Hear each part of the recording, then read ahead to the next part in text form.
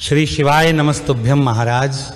आप सभी लोग जानते हैं कि इस बार मकर संक्रांति को लेकर लोगों के मन में बहुत असमंजस की स्थिति है कि इस बार मकर संक्रांति पूरे 2 दिनों की पड़ रही है, जिसमें लोगों के मन में यह प्रश्न है कि इस बार मकर संक्रांति 14 जनवरी 2026 बुधवार के दिन मनानी चाहिए या 15 जनवरी 2026 गुरुवार के दिन मनानी चाहिए। महाराज, मकर संक्रांति हमेशा हमें उस दिन माननी चाहिए जिस दिन सूर्य देव मकर राशि में प्रवेश कर रहे हो और सूर्य का उत्तरायण हो रहा हो। इस बार 14 जनवरी 2026 बुधवार को दोपहर में लगभग 3:13 के आसपास सूर्य देव मकर राशि में प्रवेश करेंगे या सूर्य का उत्तरायण होगा। इसलिए इस बार मकर संक्रांति का पर्व 14 जनवरी 2026 के दिन ही मनाया जाएगा।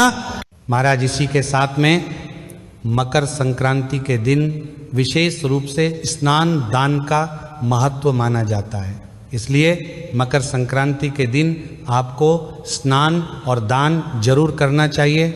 अब स्नान दान करने के भी इस दिन शुभ मुहूर्त होते हैं, वह भी आप जान लीजिए। महाराज, मकर संक्रांति के दिन स्नान करने का शुभ मुहूर्त सुबह के समय का होता है।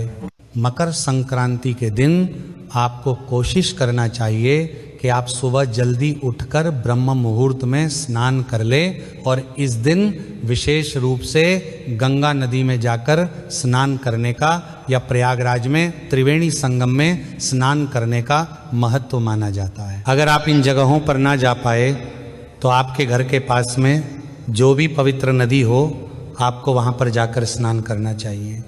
और जो लोग अपने घर से बाहर ना जा पाए, वह अपने ही घर में जिस जल से स्नान करने वाले हो उसमें गंगा जल मिलाकर और काली तिल्ली मिलाकर स्नान करें तो सर्वश्रेष्ठ माना जाता है।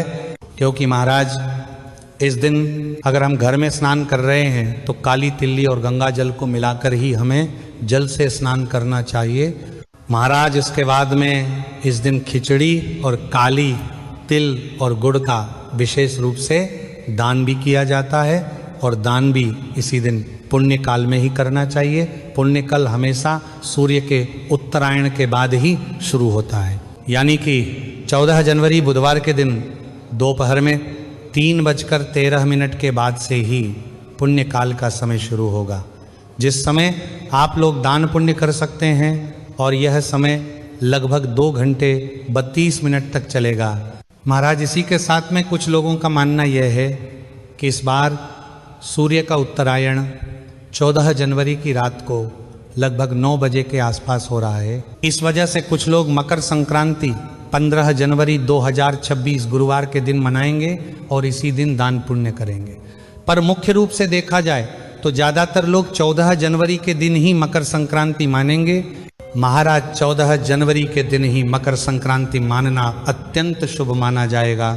महाराज, इस बार मकर संक्रांति के दिन आपको खिचड़ी का दान नहीं करना है, क्योंकि मकर संक्रांति के साथ इस दिन एकादशी भी पड़ रही है और एकादशी के दिन चावल का प्रयोग नहीं किया जाता है और खिचड़ी में चावल और दाल को मिलकर ही दान किया जाता है और घर में बनाकर खाया जाता है। इसीलिए मकर संक्रांति के दिन अपने घर में भूलकर भी खिचड़ी ना बनाएं जिसमें चावल का प्रयोग किया हो। अगर आपका मन ना माने तो आप इस दिन खिचड़ी का दान कर सकते हैं। खिचड़ी का दान करने में ज़्यादा परेशानी नहीं है, पर इसे अपने घर में बनाकर ना खाएं और ना बनाकर इसका दान करें, बल्कि कच्चे चावल और कच्ची उड़द की या मूंग की दाल को रखकर ही दान करें। महाराज, इसी के साथ में मकर संक्रांति के दिन आप तिल्ली और गुड़ का दान जरूर करें, क्योंकि खिचड़ी के साथ साथ में इस दिन तिल्ली और गुड़ का दान भी बहुत बड़ा माना जाता है। इसलिए जो लोग इस दिन खिचड़ी दान ना कर पाए, वह इस दिन तिल्ली और गुड़ के बने हुए लड्डू का दान जरूर करें। महाराज, सूर्य के उत्तरायण के साथ ही खरमास भी समाप्त हो जाता है और इसी दिन से विवाह, गृह प्रवेश, मुंडन जैसे शुभ और मांगलिक कार्य भी शुरू हो जाते हैं और इस दिन से ठंड भी धीरे धीरे कम होना शुरू हो जाती है और सूर्य की किरणों का प्रभाव भी अधिक हो जाता है। महाराज, मकर संक्रांति वह दिन होता है जिस दिन छोटे से छोटा दान पुण्य भी आपको कई गुना बड़ा फल प्रदान करता है। इसलिए मकर संक्रांति के दिन आपसे जो दान हो सके आप उसका दान करें और इस दिन तिल्ली और गुड़ के लड्डुओं का दान भी करें और खुद भी इन्हें खाएं। महाराज, अब हम आशा करते हैं कि आपको इस प्रश्न का स्पष्ट जवाब मिल गया होगा कि आपको मकर संक्रांति किस दिन माननी है। बाकी आप किस दिन मकर संक्रांति मानने वाले हैं कमेंट में ज़रूर बताएं। और क्या आप लोग इस दिन एकादशी होने के बाद भी खिचड़ी का दान करेंगे या नहीं, कमेंट में वह भी ज़रूर बताएं।